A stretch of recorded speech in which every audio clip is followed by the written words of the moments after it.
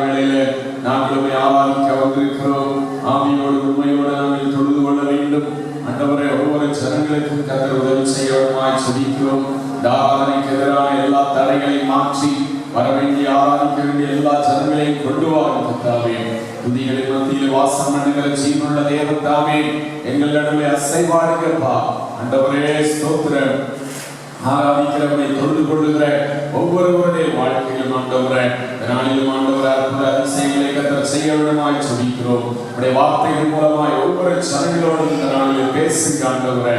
கர்த்தாவே ஸ்தோத்திரம் ஸ்தோத்திரம். இறைவனை மட்டும் இந்த இடத்துல பிரசன்னராயிருந்து ஆளுகை செய்ய உடைய வல்லமையுள்ள கரத்துல தாழ்த்தி ஒப்புக் கொடுக்கிறோம். இயேசு நாமத்தில் ஜெபங்கள் நல்ல பிதாவே, ஆமென். Praise the Lord. உட்காருவோம். இந்த நாளில் பாடல் புத்தகத்துல 1வது பாடலை முதலாவதாக நாம் பாடப் போகிறோம். பாடல் புத்தகத்துல 1வது பாடல். ஆனந்த துதி ஒலி கேட்கும், ஆடல் பாடல் சத்தமும் தொனிக்கும், ஆகாய விண்ணினாய் அவசரம் பெருகும், ஆண்டவர் வாக்கு பலிக்கும். ஆகாய விண்ணினாய் அவசரம் பெருகும், ஆண்டவர் வாக்கு பலிக்கும்.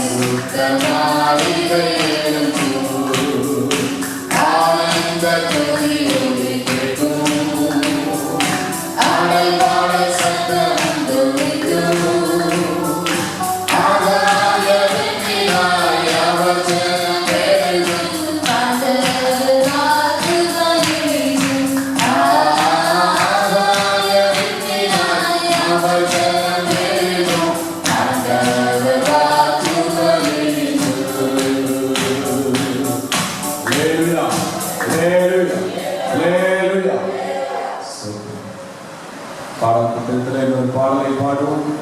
345வது பாடல்.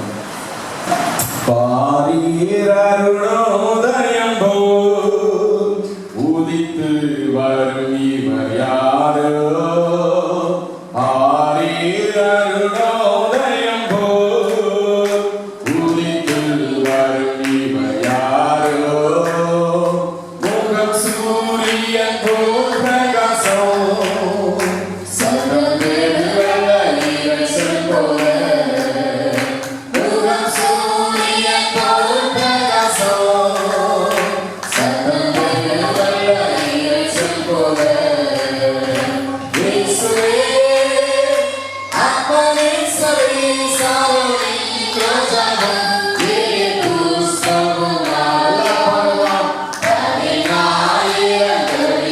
Amen.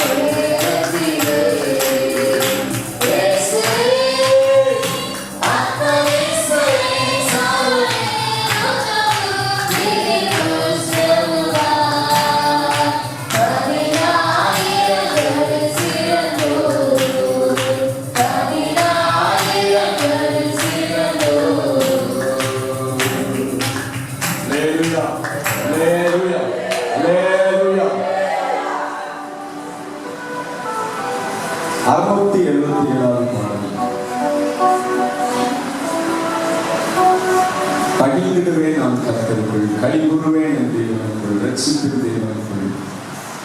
அத்திமரம் துளிர் விடாமல் போனாலும், திராட்சை செடி பழம் இல்லாமல் போனாலும் மகிழ்ந்திடுவேன் நான் கர்த்தருக்குள். மழை பெய்தா நான் ஆண்டவரை ஆராதிக்க மாட்டேன், கழிவுற மாட்டேன் அப்படிங்கிற எந்த நிலைமையானாலும் தேவனை நான் ஆராதிக்கிறேன். மகிழ்ந்திடுவேன் நான் கர்த்தருக்குள், களி கூறுவேன் தேவனுக்குள், ரட்சிப்பின் தேவனுக்குள். மகிழ்ந்திடுவேன் நான் கர்த்தருக்குள், களி கூறுவேன் தேவனுக்குள், ரட்சிப்பின் தேவனுக்குள். அத்திமரம்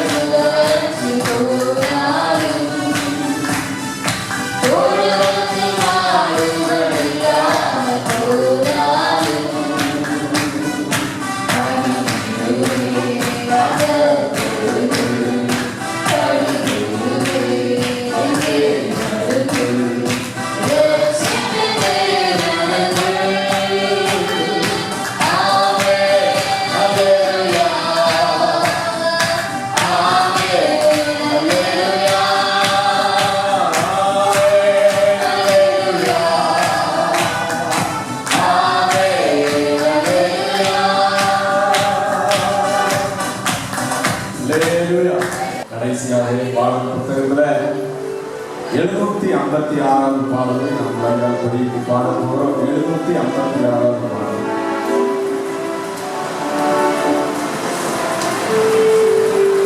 அக்கினி நெருப்பாய் இறங்குவார், அபிஷேகம் தந்து வழிநடத்தும்.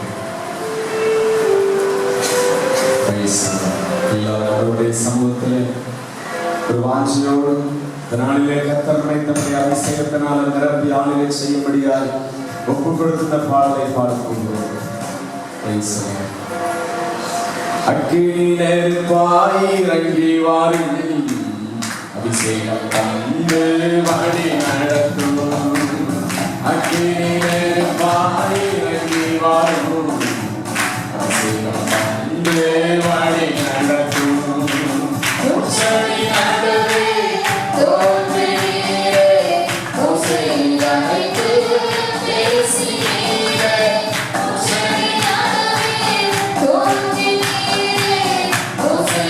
I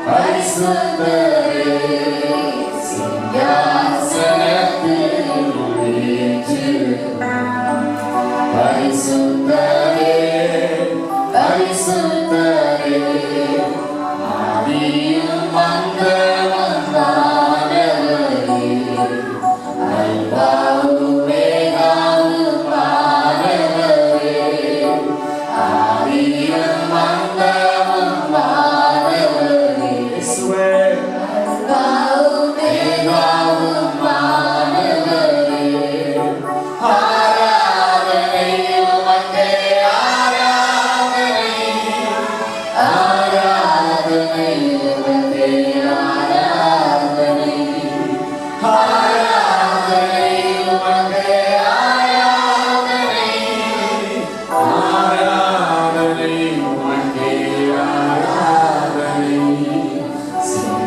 சிங்காசனத்தில் வீற்றிருக்கும் பரிசுத்தரே பரிசுத்தரே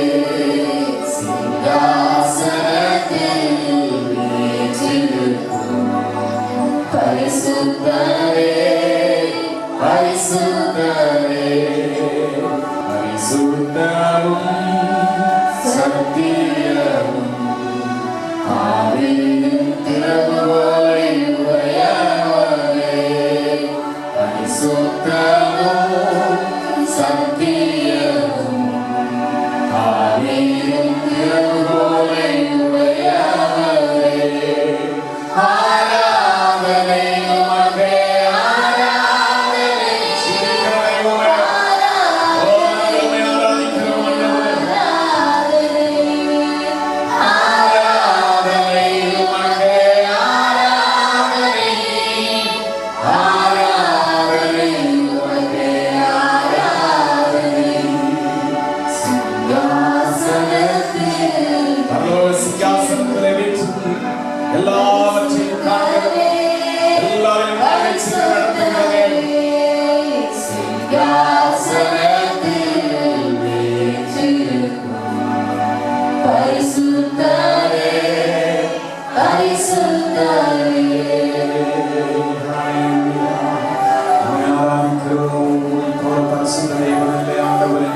ஆராதனைக்கு நீர் ஒருவரை பார்க்கிறதாயிருக்கிறபடினாலும் காலை வேளை ஆண்டவரை உள்ளத்தினாலும் நாங்கள் ஆராதிக்கிறோம் ஆண்டவரே உமக்கு எல்லா மகிமைகளை ஸ்தோத்திரங்களை ஏறெடுக்கிறோம் ஆண்டவரே ஹalleluya praise you lord உமக்கே நன்றி பலிகளை ஏறெடுக்கிறோம் உமக்கே ஸ்தோத்திர பலிகளை ஏறெடுக்கிறோம் ஹalleluya praise you lord ஹalleluya நன்றி ஆண்டவரே வந்திருக்கிற நம்ம ஒருவருடைய வாழ்க்கையில் கடந்து போன வாரம் முழுவதும் தேவன் நம்மோடு கூட இருந்து பாதுகாத்து இந்த வாரத்தில் இந்த ஞாயிற்றுக்கிழமையில அவரை ஆராதிக்கும்படியான சாக்கியத்தை தேவன் கொடுத்தாரே வேளையில் எல்லாரும் உள்ளத்தின் ஆழத்திலிருந்து ஆண்டவரே இயேசுவே ஒரு வாரம் முழுவதும் ஆண்டவரே எங்களோடு கூட இருந்தீரே வேலைகளை செய்ய பலனை தந்தீரே போக்கில் வாரத்தில் கூட இருந்தீரே ஆபத்துகள் மோசங்களுக்கு எல்லாவற்றுக்கும் எங்களை காத்துக் கொண்டீரே வியாதிகளின் மத்தியிலே எங்களுக்கு சுகத்தை தருகிறவராய் இருந்தீரே உமக்கு நன்றின்னு சொல்லி எல்லாருக்கும் நாளுக்கு சபாவுக்கு நன்றின்னு சொல்லி அவருக்கு ஸ்தோத்திரங்களை செலுத்துவோம் எல்லாரும் கையில உயர்த்தும் அவர் உங்களுக்கு என்ன நன்மை செய்தார் அந்த நன்மைகளை நினைவுகூர்ந்து இயேசுவே உமக்கு நன்றின்னு சொல்லுங்க இருக்கிற எல்லாரும் சொல்லுங்க சபா எங்க அம்மா அப்பாவை பாதுகாத்தீங்களே எங்களை பாதுகாத்தீங்களே எங்களுக்கு நல்ல சாப்பாடு கொடுத்தீங்களே உமக்கு நன்றி ஆண்டவரே ஹalleluya இயேசுப்பா உமக்கு ஸ்தோத்திரம் ஹalleluya ஹalleluya எல்லாரும் சொல்லுங்க தம்பிமார் சொல்லுங்க இயேசுப்பா நன்றி இயேசுப்பா உமக்கு நன்றி இயேசுப்பா உமக்கு நன்றி பாப்பா சொல்லுங்க எல்லாரும் சொல்லுங்க ஹalleluya ஒரு பிள்ளை கூட சும்மா இருக்கணும் எல்லாரும் இயேசுப்பா உமக்கு நன்றி சொல்லு நன்றி அப்பா நன்றி இயேசுவே நன்றி ஆண்டவரே ஹalleluya இயேசுவே எங்களை கைவிடவில்லை கூடவே இருந்தீர் சமாதானத்தை கொடுத்தீங்க ஹalleluya கூப்பிடுகிற காக்கை குஞ்சுகளுக்கும் ஆகாரத்தை கொடுக்கிற தேவன் எங்களை கைவிடாதபடிக்கு நடத்தினீரே. ஹல்லேலூயா. நீர் எவ்வளவு நல்லவர். இயேசுவே, நீர் எவ்வளவு நல்லவராய் ஒவ்வொரு ஜனங்களுடைய வாழ்க்கையிலும்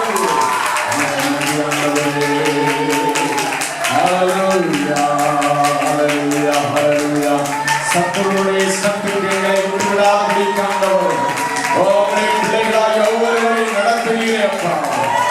நன்றி சொல்கிறோம். காலை வேளையில் செய்த எல்லா நன்மைகளுக்காக நன்றி. கவலையிலே ஆறுதல் தந்தீரே, ஆற்றின் தேர்ச்சிகளை காத்துக் கொண்டீரே. ஹல்லேலூயா. நிர்மூலமாகாதபடிக்கு நிலைநிறுத்த நம்முடைய கிருபைகளுக்காய் ஸ்தோத்திரம். ஹல்லேலூயா. நன்றி ஆண்டவரே.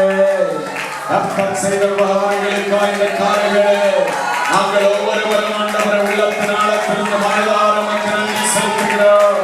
நன்றி என்று சொல்கிறோம். நன்றி ஆண்டவரே. நன்றி. ஹல்லேலூயா. Thank you Jesus. Thank you Lord. Thank you Lord. இயேசுவே, உமக்கு நன்றி ஆண்டவரே. எங்களுடைய குடும்பங்களுக்கு நீர் நல்லவராய் இருக்கிறீரே. நன்றி அப்பா. நன்றி நன்றி நன்றி நன்றி நன்றி ஆண்டவரே. ஹல்லேலூயா. நன்றி ஆண்டவரே. ஹல்லேலூயா. நான் உன்னை விட்டு விலகுவதும் இல்லை, உன்னை கைவிடுவதும் இல்லை என்று சொன்னேன். ஒவ்வொரு நாளும் எங்களோடு கூட இருக்கிறீரே. ஹல்லேலூயா. ஹல்லேலூயா. ஹல்லேலூயா. ஹல்லேலூயா. ஓ கர்ம சம்பரம் உதரவு கர்மோசி கதாவே சோத்ரம் சோத்ரம் சோத்ரம் சோத்ரம் சோத்ரம். ஹல்லேலூயா. ஹல்லேலூயா. ஹல்லேலூயா. ஹல்லேலூயா. தெய்வமே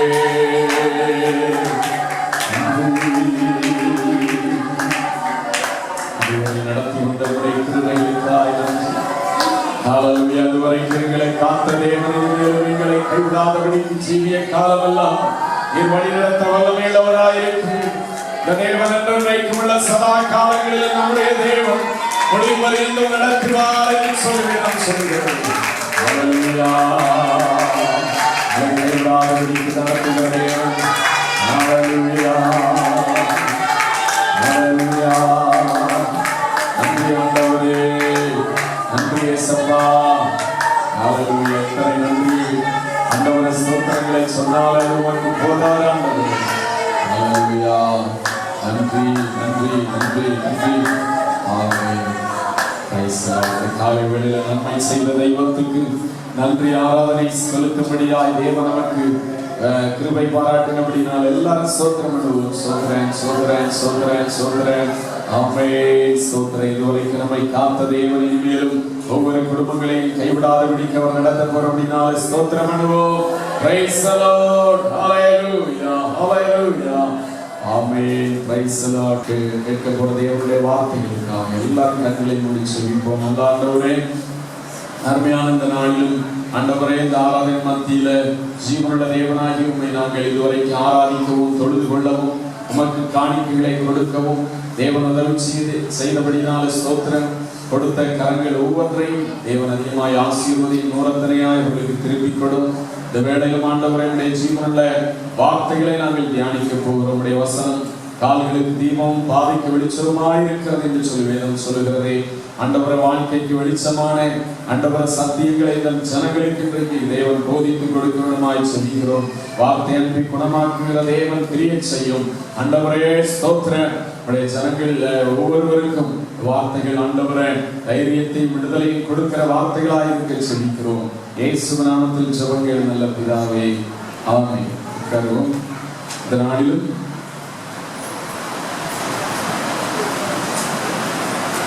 யோசுவா புத்தகத்திலிருந்து ஒரு சில காரியங்களை நாம் தியானிக்க போகிறோம். யோசுவா 6ஆம் அதிகாரம் 27வது வசனத்தை முதல்ல வாசிப்போம். யோசுவா 6ஆம் அதிகாரம் 27ஆம் வசனம். இவ்விதமாய் கர்த்தர் யோசுவாவோடு கூட இருந்தார். அவன் கீர்த்தி தேசமெங்கும் பரம்பிற்று. தேசமெங்கும் பரம்பிற்று. இவ்விதமாய் கர்த்தர் யோசுவாவோடு கூட இருந்தார். அவன் கீர்த்தி தேசமெங்கும் பரம்பிற்று. யோசுவாவோடு கூட இருந்து அவருடைய வாழ்க்கையில பெரிய வெற்றிகளை கட்டளையிட்டு தேவன் கட்டளையிட்டார். அவருடைய கீர்த்தி தேசமெங்கும் பரம்பிற்று. பல தேசங்களுக்கு யோசுவாவுடைய அந்த கீர்த்தி பெயர் பிரஸ்தாபம் பரம்பும் அளவுக்கு யோசுவாவுடைய வாழ்க்கையில கர்த்தர் ஜெயம் கொடுக்கிற தேவனாக இருந்தார் என்பதை இந்த யோசுவாவின் புத்தகத்திலே படிக்க முடிகிறது. யோசுவாவோடு கர்த்தர் இருந்ததுனால அவன் வெற்றி பெற்றார். அவருடைய கீர்த்தி தேசமெங்கும் பரம்பிற்று. நம்முடைய வாழ்க்கையிலும் இந்த நாளிலே வந்திருக்கிற ஒவ்வொருவருடைய வாழ்க்கையிலும் ஒரு ஜெயமுள்ள வாழ்க்கையை தேவன் கொடுக்க வல்லமையுள்ள தேவனாக இருக்கிறார். பலவிதமான தோல்விகளின் மத்தியில உங்களுடைய வாழ்க்கையில கடந்து வந்திருக்கலாம். ஆனால் உங்கள் வாழ்க்கையில ஒரு வெற்றியை தேவன் கட்டளையிட வல்லமையுள்ள தேவனாக இருக்கிறார். ஸ்தோத்திரம். யோசுவாவுடைய வாழ்க்கையில ஆண்டவர் யோசுவா 1ஆம் அதிகாரம் 5ஆம் வசனத்துல என்ன சொன்னார் பாருங்க. யோசுவா 1ஆம் அதிகாரம் 5ஆம் வசனம். உயிரோடு இருக்கும் நாளெல்லாம் ஒருவனும் உனக்கு முன்பாக எதிர்த்து நிற்பதில்லை. ஒருவனும் உனக்கு முன்பாக எதிர்த்து நிற்பதில்லை. நான் மோசேயோடு இருந்தது போல உன்னோடும் இருப்பேன். நான் உன்னை விட்டு விலகுவதும் இல்லை, உன்னை கைவிடுவதும் இல்லை. பாருங்க, யோசுவாவிடத்துல ஆண்டவர் இப்படிப்பட்ட நல்ல வார்த்தைகளை சொன்னார். நீ உயிரோடு இருக்கும் நாளெல்லாம் ஒருவனும் உனக்கு முன்பாக எதிர்த்து நிற்பதில்லை. நீ உயிரோடு இருக்கிற நாளெல்லாம் ஒருவன் கூட உனக்கு முன்பாக எதிர்த்து வெற்றி பெறுவதில்லை, எதிர்த்து நிற்பதில்லை. நான் மோசேயோடு கூட இருந்தது போல உன்னோடு இருப்பேன். நான் உன்னை விட்டு விலகுவதும் இல்லை, உன்னை கைவிடுவதும் இல்லை என்கிற வார்த்தைகளை ஆண்டவர் யோசுவாவிடத்தில் பேசினார். ஆனா யோசுவா இதுவரைக்கும் வெற்றி பெற்றுக் கொண்டே வருகிறார். ஒவ்வொரு சந்தர்ப்பத்திலும் மோசைக்கு அடுத்ததாக ஜனங்களை அவர் வழிநடத்தி வெற்றியாக கடந்து வருகிறதை பார்க்கிறோம். அங்கே அவர்களுக்கு முன்பாக இருந்ததான எரிகோ, யோசுவாவின் தலைமையிலே அங்கே எரிகோ தகர்க்கப்பட்டது. எரிகோவை பிடித்துக் கொண்டார்கள். இரண்டாவதாக ஒரு பட்டணத்தை அவர்கள் பிடிக்க போகிற நிலைமையின் மத்தியில அங்கே வெற்றி பெற வேண்டிய நிலைமையின் மத்தியில ஒரு தோல்வி அவர்களுக்கு வருகிறதை பார்க்கிறோம். யோசுவாவிடத்திலே ஆண்டவர் சொன்னார், நீ உயிரோடு இருக்கும் நாளெல்லாம் ஒருவனும் உனக்கு முன்பாக எதிர்த்து நிற்பதில்லை. ஆனால் ஏன் யோசுவாவுடைய வாழ்க்கையில இன்னொரு பட்டணத்துல யோர்தானை அந்த எரிகோவை தாண்டி இன்னொரு பட்டணத்துல தோல்வி ஏற்பட்டது என்று சொல்லி பார்க்கும்போது அங்கே யோசுவாவோடு கூட இருந்த ஜனங்களுக்குள்ள அந்த தோல்வியை வெற்றியை தடை பண்ணுகிறதான பாவம், தேவனுக்கு விரோதமான மீறுதல்கள் இருந்தது. அதனாலே அவர்கள் தோல்வி அடைந்தார்கள் என்று சொல்லி பார்க்க முடிகிறது. நம்முடைய வாழ்க்கையிலும் வெற்றி பெற பாவத்தை முதலாவதாக விட்டு விலக வேண்டும். ஆண்டவர் நம்முடைய வாழ்க்கையில ஜெயத்தை இல்லாவிட்டால் வெற்றியை தர வேண்டும் என்றால் பாவத்தின் அனுபவங்களிலிருந்து நம்முடைய வாழ்க்கையில வெளியே வர வேண்டும். தேவன் விரும்பாத காரியங்களை நம்முடைய வாழ்க்கையில வைத்து இருக்கிற வரைக்கும் நாம் வெற்றி பெற முடியாது.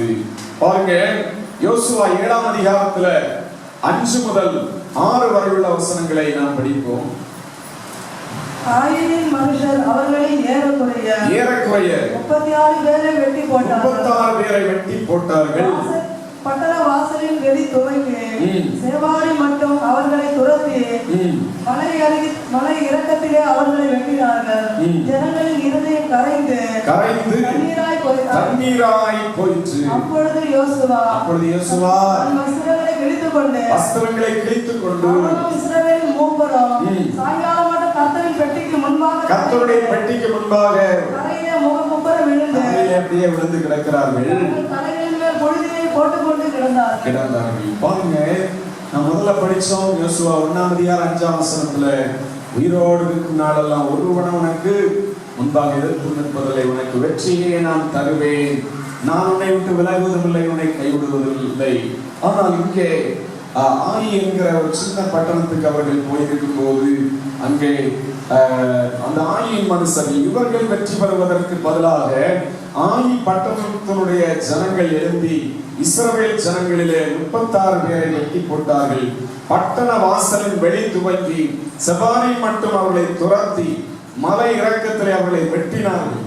இஸ்ரவேல் ஜனங்களை அந்த சின்ன ஒரு பட்டணம் ஆயி பட்டணத்தில் உள்ளவர்கள் வெட்டுகிறார்கள். இவர்களுக்கு ஒரே தோல்வி, ஜனங்களின் இருதயம் கரைந்து தண்ணீராய் போயிற்று.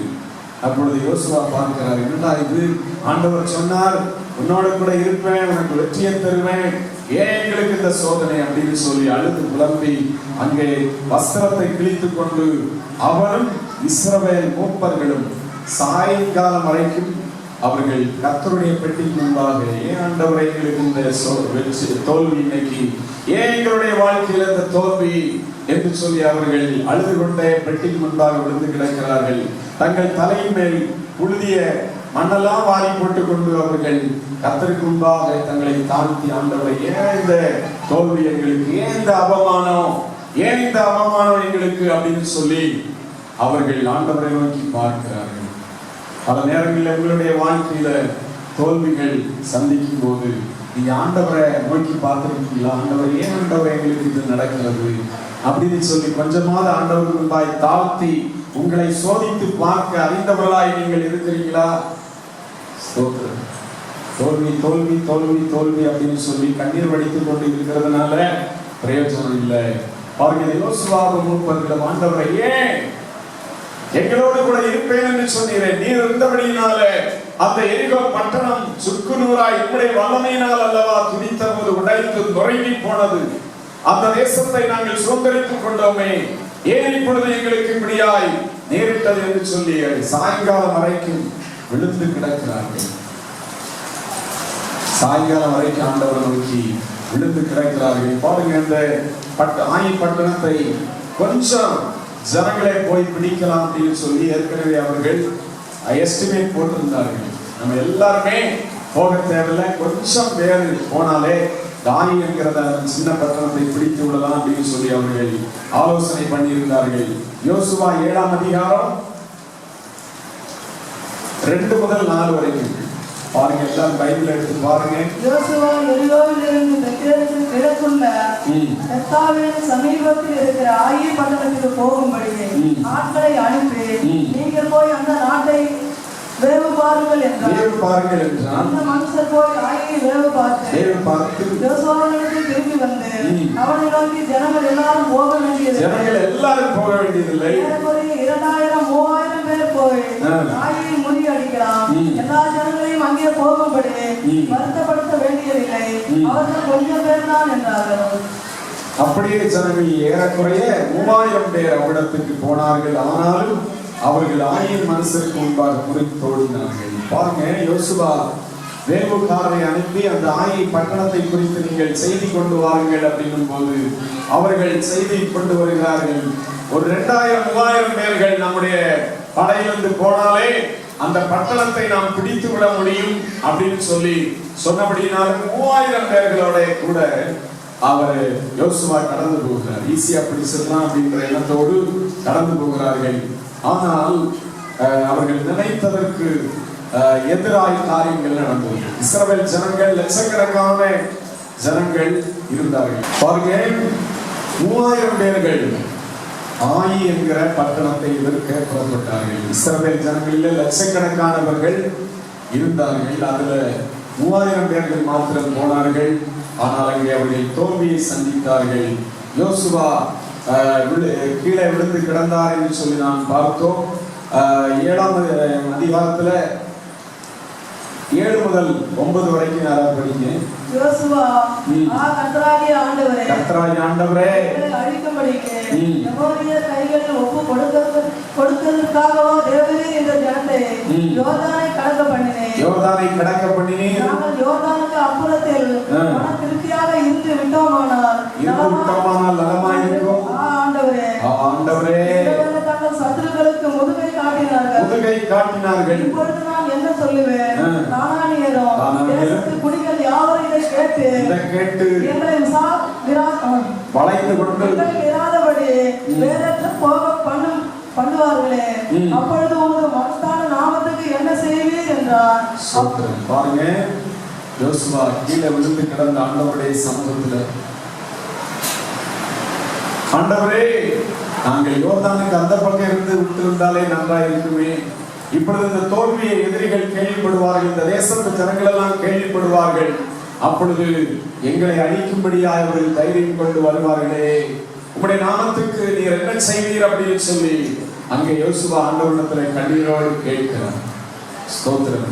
பல நேரங்களில நமக்கு எல்லாருக்குமே ஆண்டவர் ஒரு வெற்றியுள்ள வாழ்க்கையை கொடுக்க வேண்டும் என்றுதான் ஆசை. ஆனால் தோல்வி வரும்போது நம்முடைய வாழ்க்கையில முறுமுறுக்க தெரிகிறது ஆண்டவரிடத்துல. ஆனா நம்மை தாழ்த்தி ஆண்டவரே, ஏன் ஆண்டவரே என் குடும்பத்துல ஏன் தோல்வி, என் வாழ்க்கையில ஏன் பிரச்சனை அப்படின்னு சொல்லி நம்மை தாழ்த்தி தேவனிடத்துல கேட்டு அந்த தோல்வியை வெற்றியாய் மாற்ற நமக்கு தெரிந்திருக்கிறதில்லை. ஸ்தோத்திரம். பாருங்க, யோசுவா அழுகிறார், ஆண்டவரே ஏன்பா? அப்ப கர்த்தர் பேசுகிறார் 10ஆம் வசனத்திலே. அப்பொழுது கர்த்தர் யோசுவாவை நோக்கி, எழுந்திரு, நீ இப்படி முகக்குப்புற விழுந்து கிடக்கிறது என்ன? இஸ்ரவேலர் பாவம் செய்தார்கள், நான் அவர்களுக்கு கட்டளையிட்ட என் உடன்படிக்கையை மீறினார்கள், சாபத்தீடானதை எடுத்துக்கொண்டதும் களவு செய்ததும் வஞ்சித்ததும் தங்கள் பண்டப்பாடிகளுக்குள்ளே வைத்ததும் உண்டே. பாருங்க, ஆண்டவரிடத்துல செபிக்கும் போது, ஆண்டவரிடத்துல விழுந்து தாழ்த்தி, ஆண்டவர் ஏன் இந்த பிரச்சனை அப்படின்னு சொல்லி கேட்கும் போதுதான் கர்த்தர் அங்கே அவர்களோடு பேசுகிறார். அவருடைய வெற்றியை களவாடினதான காரியத்துக்கு அங்கே தேவன் ஒரு பதிலை கொடுக்கிறார். இஸ்ரவேலர் பாவம் செய்தார்கள். ஆண்டவர் அந்த யோசுவாவோடு பேசுகிறார். இஸ்ரவேலர்கள் பாவம் செய்தார்கள், நான் அவர்களுக்கு கட்டளையிட்ட என் உடன்படிக்கையை மீறினார்கள், சாபத்தீடானதில் எடுத்துக்கொண்டதும் களவு செய்ததும் வஞ்சித்ததும் தங்கள் பண்டப்பாடிகளுக்குள்ளே வைத்ததும் உண்டே அப்படின்னு சொல்லி சொல்லும்போது ஒரே அதிர்ச்சி. யாருடாது நம்முடைய தோல்விக்கு காரணமானவன் யார் அப்படின்னு சொல்லி இப்பொழுது ஒரு கேள்வி வந்தது. பாருங்க, அதன் மத்தியில விசாரிக்கும் போது 7ஆம் அதிகாரம் 1ஆம் வசனத்துல நாம் பார்க்கிறோம், இஸ்ரவேல் புத்திரர் சாபத்தீடானதிலே துரோகம் பண்ணினார்கள். எப்படி எனில் யூதா கோத்திரத்து சேராகனுடைய குமாரனாகிய சப்தியின் மகன் கர்மிக்கு பிறந்த ஆகான் என்பவன் சாபத்தீடானதிலே சிலரை எடுத்துக் கொண்டான். ஆகையால் இஸ்ரவேல் புத்திரர் மேல் கர்த்தருடைய கோபம் உண்டது. ஏன் கர்த்தருடைய கோபம் உண்டது? களவு செய்து எடுத்துக்கொண்ட ஒரு காரியம். தேவன் சொல்லியிருந்தார், அந்த பட்டணங்களிலே இருக்கிற எல்லா காரியங்களும் சாபத்தீடானது, அதை எடுத்து கொள்ளக்கூடாது அப்படின்னு சொல்லி சொன்ன நிலைமை மத்தியில பாருங்க, ஒரு மனிதன் ஆகான் என்று சொல்லக்கூடியவன், அவன் சாபத்தீடானதிலே சிலதை எடுத்துக்கொண்டான் என்று சொல்லி கர்த்தருடைய வார்த்தை சொல்லுகிறது. ஸ்தோத்திரம். இவன் எங்க எடுத்துக்கொண்டான்? இதுக்கு முன்னாடி அவன் யுத்தம் செய்ததானே அங்கே பகுதியிலே அவன் இந்த காரியத்தை எடுத்து விட்டபடினால, அவன் எடுத்து அதை மறைத்து வைத்தபடினால பாருங்க, இந்த இஸ்ரவேல் ஜனங்களுக்கு இந்த பட்டணத்துல தோல்வி வருகிறது. அவன் எரிகோல இந்த எரிகோவுடனான காரியங்கள் சாபத்தீடானது என்று சொல்லி தேவன் சொல்லியிருந்த காரியங்களை எல்லாம் புறம்பே தள்ளிவிட்டு அங்கே அந்த காரியங்களை அவன் எடுத்து தனக்காக என்று சொல்லி ஒழித்து வைத்தான் என்று சொல்லி வேதம் சொல்லுகிறது. 7ஆம் அதிகாரம் 19ஆம் வசனத்திலே படிக்கிறோம். படிங்க. அப்பொழுது யோசுவா ஆகானை நோக்கி, மகனே, இப்பொழுது இஸ்ரவேலின் தேவனாகிய கர்த்தரை மகிமைப்படுத்து, அவருக்கு முன்பாக அறிக்கை பண்ணி, நீ செய்தது எனக்கு சொல்லு, அதை எனக்கு ஒழிக்காதே என்றான். ஆகான் தெய்வ பயம் இல்லாதபடிக்கு, பாருங்க, தேவன் ஏற்கனவே சொல்லி இருந்தார், எரிகோ பட்டணத்தினுடைய காரியங்கள் சாபத்தீடானவைகள், அதிலே ஒன்றும் நீங்கள் எடுக்கக்கூடாது என்று சொல்லி இருந்தாலும் ஒரு தெய்வ பயம் இல்லாதபடிக்கு இவன் காரியங்களை செய்து ஒழித்து வைத்தபடினால முழு இஸ்ரவேல் ஜனங்களுக்கும் பிரச்சனை. யோசுவா விசாரிக்கும் போது வெளிவருகிறது, நான் கொள்ளை 21ஆம் வசனத்துல கொள்ளையில நேர்த்தியான ஒரு பாபிலோனிய சால்வையும் 200 வெள்ளி சேக்கலையும் 50 சேக்கல் நிறையான ஒரு பொன் பாலத்தையும் நான் கண்டு அவைகளை சீப்பி எடுத்துக்கொண்டேன். இதோ அவைகள் என் கூடாரத்தின் மத்தியில் பூமிக்குள் புதைந்திருக்கிறது, வெள்ளி அதன் அடியில் இருக்கிறது என்றான். உடனே யோசுவா ஆட்களை அனுப்பினான். அவர்கள் கூடாரத்தில் ஓடினார்கள். அவனுடைய கூடாரத்தில் அது புதைந்திருந்தது, வெள்ளி அதன் கீழ் இருந்தது. அவன் சொன்னபடி எல்லாம் இருந்துச்சு. பாருங்க, திருட்டு, ஒரு மனிதனுடைய, ஒரு ஆகானுடைய திருட்டு முழு சபைக்கும் இஸ்ரவேல் ஜனங்களுக்கும் அது பாதிப்பாய் முடிந்தது. இன்னைக்கு பல நேரங்களில் நமக்கு இது போல தோல்விகள் வரும்போது நம்ம ஏன் அப்படின்னு சொல்லி, ஏன் ஆண்டவரை தோல்வி, ஏன் பிரச்சனை, ஏன் என் குடும்பத்துல வெற்றி உள்ள அனுபவம் இல்லை அப்படின்னு சொல்லி நாம் நம்மை ஆராய்வதற்கு பதிலாக நாம் என்னென்னமோ செய்து கொண்டிருக்கிறோம். நம்மை ஆராய்வது கிடையாது. தோல்விக்கு காரணம் என்ன என்று சொல்லி நம்மை கேட்டுக்கொள்வதில்லை. நம்முடைய வாழ்க்கையில ஒருவருக்கிறோம், என்னென்ன செய்கிறோம், அழுது புலப்புகிறோம். தேவ சமூகத்தில் ஒரு நாளாவது நம்ம அமர்ந்து, ஆண்டவரே ஏன் எங்களுடைய குடும்பத்தில் இந்த பிரச்சனை, ஏன் ஒரு சமாதானம் இல்லை, ஏன் ஒரு நிம்மதியின் அனுபவம் இல்லை, ஏன் எங்களுடைய கை பிரயாசத்துல ஒரு ஆசீர்வாத உயர்வு இல்லாமல் இருக்கிறது என்று சொல்லி நாம் யோசிப்பதே இல்லை. பாருங்க, இவர்கள் தோல்வி மத்தியில அந்த தோல்விக்கு காரணமான ஆகானை கண்டுபிடித்தார்கள். தொடர்ந்து நாம் பார்க்கும்போது யோசுவா 7ஆம் அதிகாரம் 25-26 படிங்க. அங்கே யோசுவா, நீ எங்களை கலங்க பண்ணினது என்ன? இன்று கர்த்தர் உன்னை கலங்க பண்ணுவார் என்றார். அப்பொழுது இஸ்ரவேலர் எல்லாரும் அவன் மேல் கல்லெறிந்து அவர்களை அக்கினியில் சுட்டெரித்து கற்களினால் மூடி அவன் மேல் இந்நாள் வரைக்கும் இருக்கிற பெரிய கற்குவியலை கொளுத்தார்கள். இப்படியே கர்த்தர் தமது கோபத்தில் உக்கிரத்தை விட்டு மாறினார். ஆகையால் அவ்விடம் இந்நாள் வரைக்கும் ஆகார் பள்ளத்தாக்கு எனப்படும். ஆகார் பள்ளத்தாக்கு எனப்படுகிறது என்று சொல்லி பார்க்கிறோம். பாருங்க, தாகான் அவனை திருடின நிலைமையின் மத்தியில் அவனை யோசுவா, நீ எங்களை கலங்க பண்ணினதென்ன, இன்று கர்த்தர் உன்னை கலங்க பண்ணுவார் என்றான். அப்பொழுது இஸ்ரவேல் எல்லாரும் அவன் மேல் கல்லறிந்து அவைகளை அக்கினியில் சுட்டரித்து கற்களினால் மூடி அவன் மேல் இந்நாள் வரைக்கும் இருக்கிற பெரிய கற்குவியலை குவித்தார்கள். இப்படியே கர்த்தர் தமது கோபத்தில் உக்கிரத்தை விட்டு மாறினார். ஆகையால் இவ்விடம் இந்நாள் வரைக்கும் ஆக்கோர் பள்ளத்தாக்கு எனப்படுகிறது. ஜனங்களுடைய தோல்விக்கு காரணம் அவர்களுடைய பாவம். பல நேரங்களிலே நம்முடைய வாழ்க்கையில ஒரு தெய்வ பயம் இல்லாதபடிக்கு நம்முடைய குடும்பத்திலே வாழ்கிற ஜனங்கள் நிமித்தமாக தோல்விகள், போராட்டங்களை நாம் சந்திக்கிறோம். ஒரு ஆகாம் நிமித்தமாக லட்சக்கணக்கான ஜனங்களுக்கு அவமானம், பயம், ஐயோ சத்துருக்கள் நம்மை இதை கேள்விப்பட்டு நம்மை முறியடித்து நம்மை அழித்து விடுவார்களோ அப்படின்ற கலக்கம்.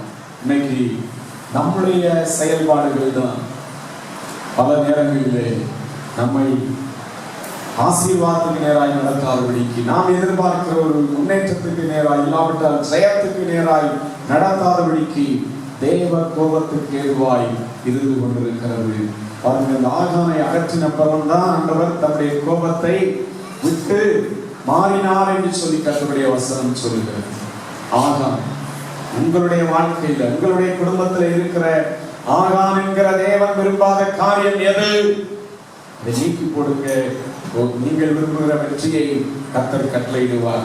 ஸ்தோத்திரம். இவர்கள் தோல்வியை இங்கே மீட்கப்பட்ட வெற்றியாக மாற்றிக் கொள்கிறதை பார்க்கிறோம். 8ஆம் அதிகாரம் 1ஆம் வசனம் படிங்க. அப்பொழுது கர்த்தர் யோசுவாவை நோக்கி நீ பயப்படாமலும் கலங்காமலும் இரு. நீ யுத்த ஜனங்கள் யாவரையும் கூட்டிக் கொண்டு எழுந்து ஆயி பட்டணத்தின் மேல் போ. இதோ ஆயின் ராஜாவையும் அவன் ஜனத்தையும் அவன் பட்டணத்தையும் அவன் நாட்டையும் உன் கையிலே ஒப்புக்கொடுத்தேன். பாருங்க, ஆண்டவர் யோசுவாவோடு மறுபடியும் பேசுகிறார். தேவ சமூகத்திலே தாழ்த்தி, ஏன் ஆண்டவரே, ஏன் எங்களுக்கு தோல்வி அப்படின்னு சொல்லி ஆண்டவருடைய சமூகத்தில் விழுந்து கிடந்த போது ஆண்டவர் அந்த பிரச்சனைக்கு காரணமானதை அங்கே வெளிப்படுத்தி அதை ஒரு சுத்திகரிப்பை செய்கிறார். மறுபடியும் 2ஆம் தடவை ஆண்டவர் இந்த யோசுவாவோடு பேசுகிறார். கர்த்தர் யோசுவாவை நோக்கி, நீ பயப்படாமலும் கலங்காமலும் இரு. நீ யுத்த ஜனங்கள் யாவரையும் கூட்டிக் கொண்டு எழுந்து ஆயி பட்டணத்தின் மேல் போ. இதோ ஆயின் ராஜாவையும் அவன் ஜனங்களையும் அவன் பட்டணத்தையும் அவன் நாட்டையும் ஒரு கையில் ஒப்பு கொடுத்தேன். முதல்ல எத்தனை பேர் போனாங்க ஆயின் பட்டணத்துக்கு எதிராய்? யாராவது சொல்லுங்க. 3000. கரெக்ட். முதல்ல எத்தனை பேர் போனாங்க? முன்னாடி சேர்ல இருக்கவங்க யாராவது சொல்லுங்க. 3000 பேர் போனாங்க. ஆனா இப்பொழுது ஆண்டவர் என்ன சொல்லுகிறார்? ஜனங்கள் எல்லாரையும் கூட்டிக் கொண்டு எல்லாரும் சேர்ந்து ஐக்கியமா போங்க, ஒரு மனதோடு போங்க அப்படின்னு சொல்லி ஆண்டவர் சொல்லுகிறார். நீ யுத்த ஜனங்கள் யாவரையும் கூட்டிக் கொண்டு எழுந்து ஆயி பட்டணத்தின் மேல் போ. முதல்ல வேறுகாரர் சொன்னார்கள் 2000 3000 போதும், அதுக்கு மேல தேவையில்லை அப்படின்னு சொல்லி. இப்ப ஆண்டவர் சொல்லுகிறார், யுத்த வீரர்கள் எத்தனை பேர் இருக்கிறார்கள், எல்லாரும் ஐக்கியத்தோடு கடந்து செல்லுங்க, நான் அந்த பட்டணத்தை உங்களுக்கு தரப்போறேன். இது நம்முடைய வாழ்க்கையில் ஒரு பாடத்தை கற்றுக் கொடுக்கிறது. நம்ம வாழ்க்கையில குடும்பத்துல ஒரு ஐக்கியம் தேவை, ஒரு ஐக்கியம் தேவை. குடும்பத்துல ஒரு காரியத்தை செய்யும்போது ஒரு ஐக்கியத்தோடு செயல்பட வேண்டும். நீங்கள் ஏதாவது காரியத்தை செய்ய முற்படும் போது ஐக்கியத்தோடு ஜெபித்து அந்த காரியத்துக்காக செயல்படும் போது உங்களுடைய காரியம் ஜெயமாய் மாறும். பாருங்க 2ஆம் வசனத்துல, நீ எரிகோவுக்கும் அதன் ராஜாவுக்கும் செய்தது போல ஆயிக்கும் அதன் ராஜாவுக்கும் செய்ய கிடவாய், அதில் கொள்ளையிட்ட பொருட்களையும் மிருக ஜீவன்களையும் உங்களுக்கு கொள்ளையாக எடுத்துக்கொள்ளலாம், பட்டணத்துக்கு பின்னாலே பதிவிடையை வை என்றார். இப்படி ஆண்டவரை ஆலோசனை கொடுத்து ஐக்கியத்தோடு எல்லாரும் போய் அந்த பட்டணத்துக்கு எதிராக யுத்தம் செய்யுங்கள் என்று சொன்னபோது எல்லாரும் சேர்ந்து போனார்கள். 8ஆம் அதிகாரம் 10ஆம் வசனத்திலே படிக்கும் போது, அதிகாலமே யோசுவா எழுந்திருந்து ஜனங்களை இலக்கம் பார்த்து இஸ்ரவேலின் மூப்பரோடு கூட ஜனங்களுக்கு முன்னாலே நடந்து ஆயின் மேல் போனான் என்று சொல்லப்பட்டிருக்கிறது. எல்லா ஜனங்களையும் எல்லா யுத்த வீரர்களையும் இலக்கம் பார்த்து அவர்கள் ஆயி பட்டணத்துக்கு நேராக கடந்து போனார்கள் என்று சொல்லி பார்க்கிறோம். நம்முடைய குடும்பத்துல ஒரு ஐக்கியம் தேவை. பிள்ளைகள், பெற்றோர்கள் எல்லாரும் ஒரு காரியம் நம்முடைய வாழ்க்கையில வெற்றியாய் முடியணும்னா ஒரு ஐக்கியத்தோடு நீங்க செயல்படுகிறவர்களாய் இருக்க வேண்டும். யோசுவா 8ஆம் அதிகாரம் 22, 23 வசனம் படிங்க. பட்டணத்திலிருந்து வந்தவர்களாம் பட்டணத்தில் இருந்தவர்களாம் அவர்களுக்கு எதிர்பட்டதினால் சிலர் இப்புறத்திலும் சிலர் அப்புறத்திலும் இருந்த இஸ்ரவேலின் நடுவே அகப்பட்டு கொண்டார்கள். ஆகையால் அவர்களில் ஒருவரும் தப்பி மீந்திராதபடிக்கு அவர்களை வெட்டி போட்டு ஆயின் ராஜாவை உயிரோட பிடித்து யோசுவாவிடத்தில் கொண்டு வந்தார்கள். பாருங்க, இப்படியாக ஆண்டவரிடத்துல கிருபையை கேட்டபோது ஏன் தோல்வி ஆண்டவரே சொல்லி ஆராய்ந்து பார்த்து தேவனிடத்துல கிட்டி சேர்ந்த போது ஆண்டவர் வெற்றி கிடைக்கும்படியாய் யோசுவாவுக்கு உதவி செய்வதை பார்க்கிறோம். அந்த பட்டணத்தில் உள்ள எல்லா ஜனங்களையும் அவர்கள் முறியடித்தார்கள். ஆயின் ராஜாவை உயிரோட பிடித்து கொண்டு யோசுவாவிடத்திலே கொண்டு வந்தார்கள் என்று சொல்லி வேதம் சொல்லுகிறது. 8ஆம் அதிகாரம் 26ஆம் வசனத்துல, ஆயின் குடிகள் எல்லாம் சங்கரித்து தீர்மட்டும் யோசுவா ஈட்டியை ஈட்டிக் கொண்டிருந்த தன் கையை மடக்கவில்லை என்று சொல்லி கர்த்தருடைய வார்த்தை சொல்கிறது. இது எதற்கடையாளமாய் இருக்கிறது? நம்முடைய வாழ்க்கையில ஜெயம் கிடைக்கிற வரைக்கும் நாம் ஜெபத்தை விடக்கூடாது. யோசுவா அந்த ஆயி பட்டணத்தை முறியடித்து தீர்மட்டும் தன்னுடைய ஈட்டியை நீட்டி கொண்டதான கையை மடக்கவில்லை என்று சொல்லி வேதம் சொல்கிறது. நம்முடைய வாழ்க்கையிலும் தேவன் ஜெயம் கொடுக்கிற வரைக்கும் நாம் ஜெபிக்கிறதை விடாதபடிக்கு ஜெபத்திலே உறுதியுள்ளவர்களாக நாம் காணப்பட வேண்டும். இதுல 27, 28 வசனத்திலே பார்க்கும்போது, கர்த்தர் யோசுவாவுக்கு கட்டளையிட்ட வார்த்தைகளின்படி மிருக ஜீவனையும் அந்த பட்டணத்தின் கொள்ளையை மாத்திரம் இஸ்ரவேலர் எடுத்துக்கொண்டார்கள். யோசுவா ஆயை சுட்டரித்து அதை இந்நாள் வரைக்கும் இருக்கிறபடி என்றைக்கும் பாழாய் கிடக்கும் மண்மேடாக்கினார் என்று சொல்லி வேதம் சொல்லுகிறது. கர்த்தர் அந்த பட்டணத்திலும் கிருபையாய் யோசுவாவுக்கு வெற்றியை கொடுத்ததை பார்க்கிறோம். நம்முடைய தேவன் நமக்கு ஜெயம் கொடுக்க விரும்புகிற தேவனாய் இருக்கிறார், வெற்றியை கொடுக்க விரும்புகிற தேவனாய் இருக்கிறார்.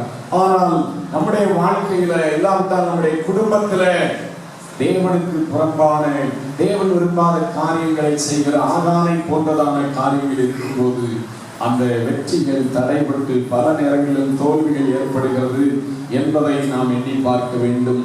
பிரியமானவர்களே, நமக்கு வெற்றி ஆண்டவர் கொடுக்கும் போது வெற்றியிலேயே நம்ம மனமகிழ்ச்சியா இருந்து வெற்றி கிடைத்து விட்டது அப்படின்னு சொல்லி நாம் அதிலே திருப்தி பட்டுக் கொள்ளாதபடிக்கு யோசுவா 8ஆம் அதிகாரம் 30-31 வசனத்துல அவர்கள் செய்தது போல நம்முடைய வாழ்க்கையில நன்றி உள்ள ஒரு ஜீவியம் செய்கிறவர்களாய் இருக்க வேண்டும்.